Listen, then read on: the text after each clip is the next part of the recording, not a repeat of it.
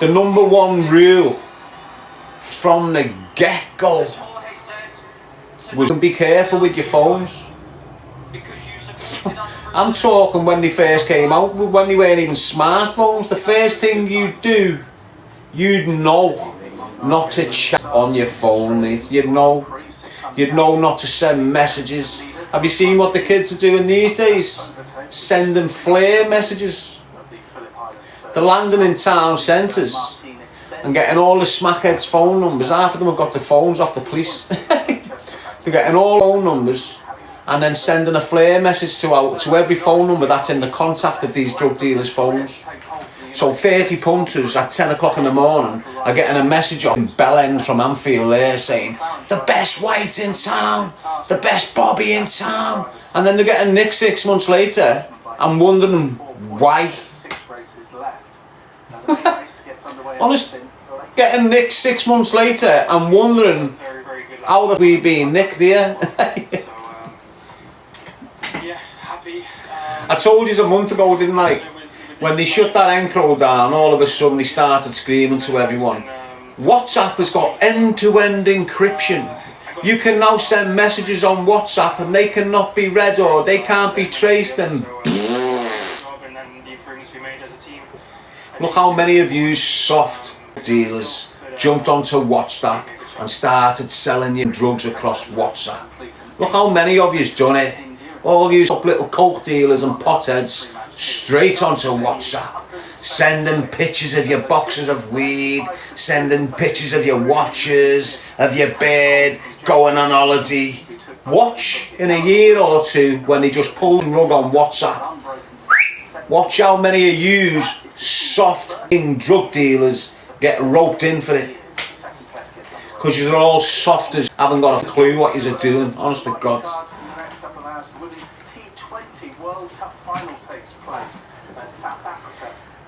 So yeah, you know, let's calm it down, people. Don't be a criminal. Why? Because they're all soft cunts. Not one of them's clever. Why? Because they're all going to jail.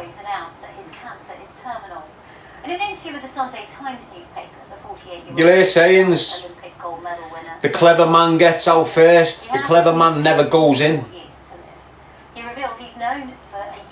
Don't listen to these deluded criminals that think they're intelligent, think they know everything, think they're well educated, think that you're in jail. Doesn't matter how much intelligence you've got in here, you're in jail. You can't do the simple thing of staying free. So don't start sitting there like you're some legal eagle. You sat in jail, you. Moldova's sandwich between Ukraine and Romania. Moldova's been debating its long-term future. In it, Dola. Not just for president, but also I told you, didn't I? So I've landed in jail. I'm getting into a little bit of trouble and I get sat down by this old school. What was his name? Frederick. He was a drug smuggler. Our fella on crutches. Glasses. Bolton. 2001. Frederico. Like an Asian type of fella, old fella, glasses. I think he's in jail still now. But he sat me down in Walton. I think he was like an orderly. And he's Darren. Because he was in, he knew him. Big Low and that, not them Lows. You had a few Lows from the South End who was cousins with the O'Rourke's and that. It was their code. So he was in for something like 160 kilograms of Bobby back then. Do you understand? So he sat me down and he said, Darren, you need to control yourself. You need to calm down. You'll never get out. The clever man gets out first. That's what he said to me. And as soon as he said that to me, I've told you this story, as soon as he said that to me, I thought straight away, you silly owl bastard.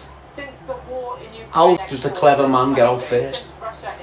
The clever man doesn't even come to the tolls full of dunces that think they're something special. That's what prison is. That's what prison is. It's mad, you know. You get kids off your streets that are drug dealers, and they'll go into jail and read 3 books, and then that's it. They know everything. Honest to God, they've been on a trial in the whole life, and they're giving people advice on what to do in their trial. It's fucking mad. I used to sit in my pad, I'm not lying, and I'd have people coming with the depositions all the time, loads of times, mate. Darren, will you have a look at these and give me your honest opinion? And I weren't ever wrong, you know, honest. I said, look lad, you're slammed. If you go not guilty, you're getting a 50. If you go guilty, you'll get a 7. The couple had a rest day yesterday after they arrived in the country on You've got loads of lads in the system that get given advice, so you get a load of... What you've got to understand, the boys, if you're involved in crime, is everyone that's involved in crime, other than you, is making money on the back of you. Okay? Everyone other than you is making money from what you're doing in crime.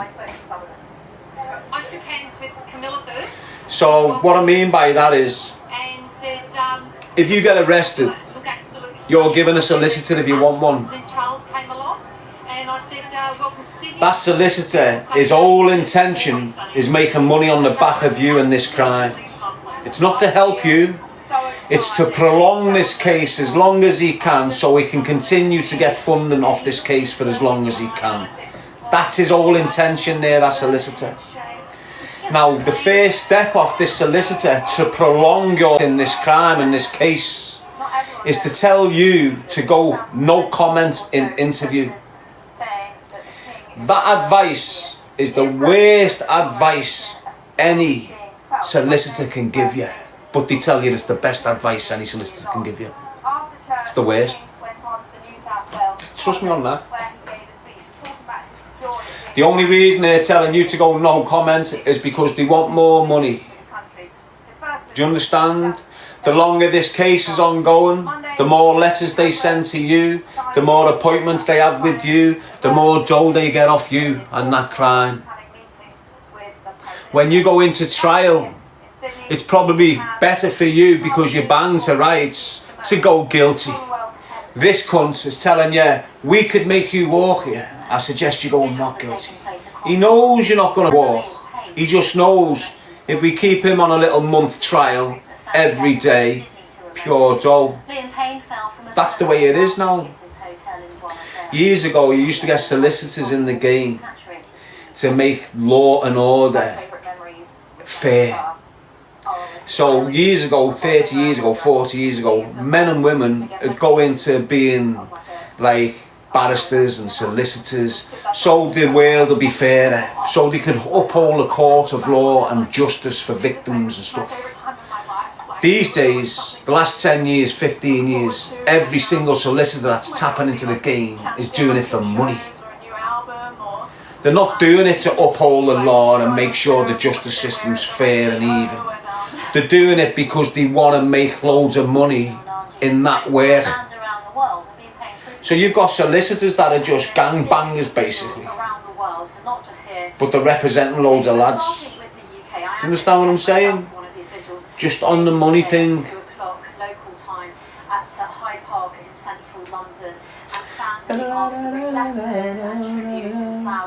So trust me, mate, if you ever get arrested, listen to what I'm saying. If you've ever been arrested and you've had nothing or done what they're saying, do a prepared statement. Okay? You do a prepared statement. These days, if you go into a courtroom and you go in front of a jury, and that jury is there in the interview, and in that interview you're going no comment, no comment, no comment, no comment, no comment to valid questions, that jury automatically draw an inference towards you. Why? Because over the last 20 years on your telly, especially in your police documentaries, every time, and loads of us watch them nowadays, don't we? Every time you watch a police documentary, them documentary makers and the police are highlighting the fact that these criminals are saying no comment. So what you'll do in them police documentaries, they'll show you the interview and they'll show you the prisoner going no comment, no comment, and then it'll go on to show him being convicted later on. So over the years, what that's done, it's planted the seed in the general population that when these criminals are guilty, they say no comment in interview. So now when you go in front of a jury and half of them have been watching these sorts of programs and they're aware that when you're saying no comments in interviews, do you understand? It goes against you. If you go into interview and go, blah, blah, blah, my solicitor's instructed me about this crime, I'm not aware about this crime, I've had nothing to do with this crime, blah, blah, blah, blah, blah, blah, blah, blah, blah, blah, I'm not saying no more, and put that in your interview. When you go to court, you haven't been obstructive. You haven't refused to play ball as if you're guilty. You've played ball, but you've had to take precautions. Do you understand? I'm not involved in that game no more. But I learned early on, early days, mate. You've got solicitors in your cities. I'm going to tell you this, you lads, listen to this. Because every city's got these solicitors. You've got these solicitors that have not quite made it, but they're just like a solicitor in an office off Breck Road. You know, they're not a part of any bar, they're not in any chambers, they're just these solicitors that are on your roads. And you'll have them, the ones the boys always ring. My man's being nicked, will you go to the police station? And he's going to the police station, dropping everything, prod shop, thinking he's one of the boys, getting little gifts off you, ringing you out the blue, acting all quiet and secretive. When you're going into the interviews with them, they're pulling the laptops out,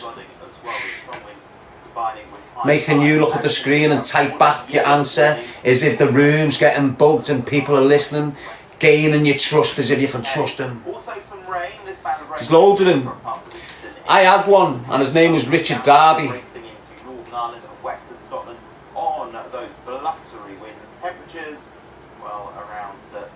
Trust me. And every time I was arrested, whether the boys got nicked for drugs, whether the boys got nicked for firearms, for a kicking, for a kidnap. What's happening, Richard, la? Sanjay's been nicked, will you shoot down to Sass? Yeah, I'll be there in an hour, lad. What's he saying, Richard? He's keeping his mouth shut. You know, he's solid, don't worry about him.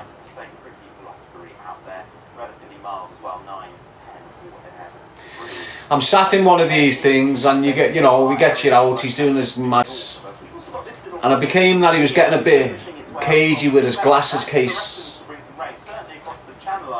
Don't know, I was having a conversation about something I noticed his body language was shifty a little bit and he started paying attention to his glasses case, which he always had with him. So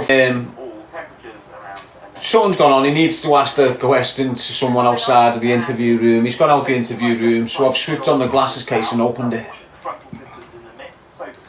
And underneath where his glasses was in the little hanky, you had about 15 business cards of high-ranking murder investigation officers and national crime agency officers and all this. As soon as I seen that, bam, stopped using them.